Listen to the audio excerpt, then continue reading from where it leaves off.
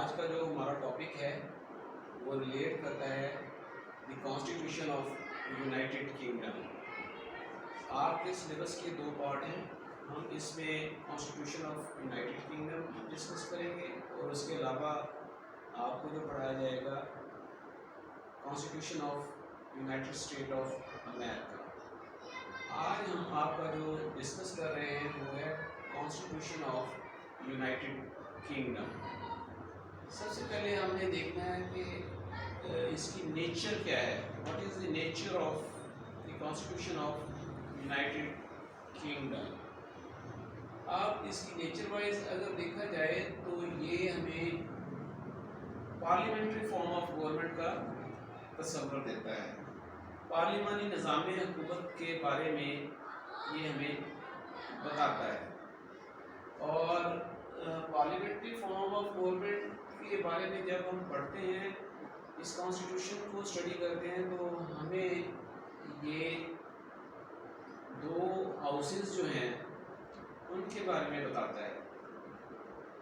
دو houses کون کون سے ہیں؟ ہاؤس آف لارڈ جس کو ہم اپر ہاؤس کہتے ہیں، اور ہاؤس آف کامن جس کو ہم لوئر ہاؤس کہتے ہیں۔ ہاؤس آف لارڈ اور ہاؤس آف کامن ایک لیجسلیٹو انسٹیٹیوشنز ہیں جہاں پر قانون سازی ہوتی ہے، اور جو بھی بل یا مسودہ قانون جو ہے وہ لوئر ہاؤس میں پیش ہوتا ہے، وہاں سے پاس ہونے کے بعد وہ اپر ہاؤس میں جاتا ہے، ہاؤس آف لارڈ میں، اور وہاں سے پاس ہونے کے بعد وہ پھر کنگ یا کراؤن کی اسینٹ کے لیے وہاں بھجوایا جاتا ہے۔ علامتی طور پر جو کراؤن، کنگ یا کوئن جو ہے وہ کانسٹیٹیوشنل ہیڈ تصور کیے جاتے ہیں برطانوی نظام حکومت میں، تو وہ کیونکہ تاریخی طور پر ان کا ایک چلا آ رہا ہے تو انہوں نے اس لیے وہاں پر جو کنگ کو جو مراعات دی ہیں وہ اس طور پر بھی ہیں کہ وہ تاریخی حساب سے بھی ان کو اس کو اہمیت دی جاتی ہے۔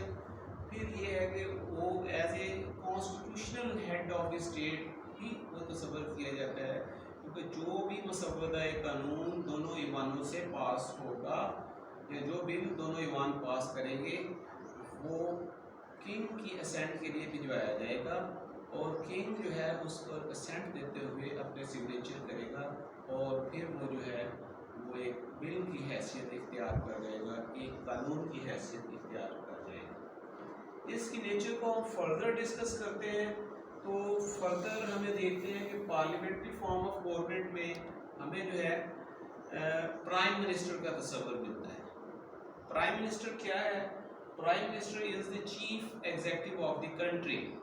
پرائم منسٹر جو ہے وہ اس کمپنی کا جو ہے وہ چیف، اس کنٹری کا جو ہے وہ چیف ایگزیکٹو ہے، ٹھیک ہے۔ تو پرائم منسٹر نے بھی جو ہے نا وہ اس کا انتخاب جو ہونا ہے وہ ہاؤس آف کامن سے ہونا ہے۔ ہاؤس آف کامن سے پرائم منسٹر کو چوز کیا جائے گا، اور وہ جتنے بھی انتظامی امور ہیں، ٹھیک ہے، اس کی ذمہ داری پرائم منسٹر کے اوپر ہوگی۔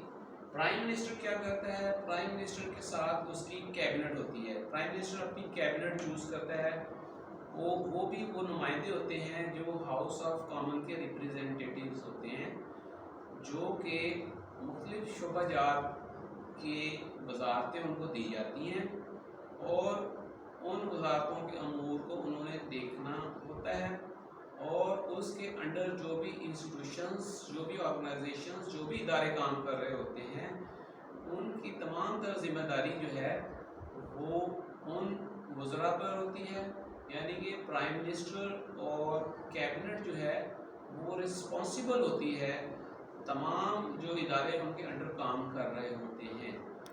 اب ان کی امپلیمنٹیشن جو ہے وہ تمام طریقے سے جو بھی کروانی ہے اور جو بھی انتظام و انصرام کرنا ہے اس اسٹیٹ کے نظام حکومت کا، تو وہاں پر ہمیں دیکھتے ہیں کہ برطانوی نظام میں پرائم منسٹر اور کیبنٹ کا تصور ہمیں ملتا ہے. اس کو پھر ہم فردر اس کی نیچر کو شارٹلی ہم اس کو ڈسکس کر رہے ہیں. تو اس میں ہم دیکھتے ہیں کہ اس میں ہمیں جو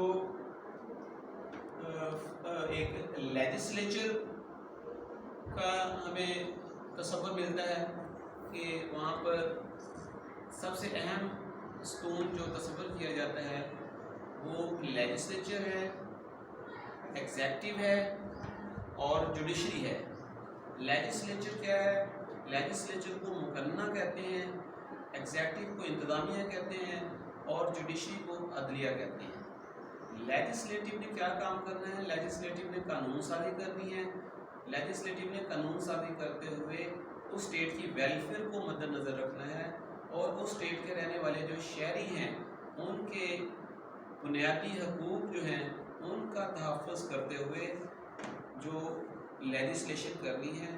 اور with in the parameters of the constitution, جو کانسٹیٹیوشن کے اندر رہتے ہوئے انہوں نے لیجسلیشن کرنی ہے. اس کے بعد جو بھی قانون سازی ہوگی اس قانون سازی پر جو عمل درآمد کروایا جائے گا وہ ایگزیکٹو ڈپارٹمنٹ جو ہے وہ کرے گی.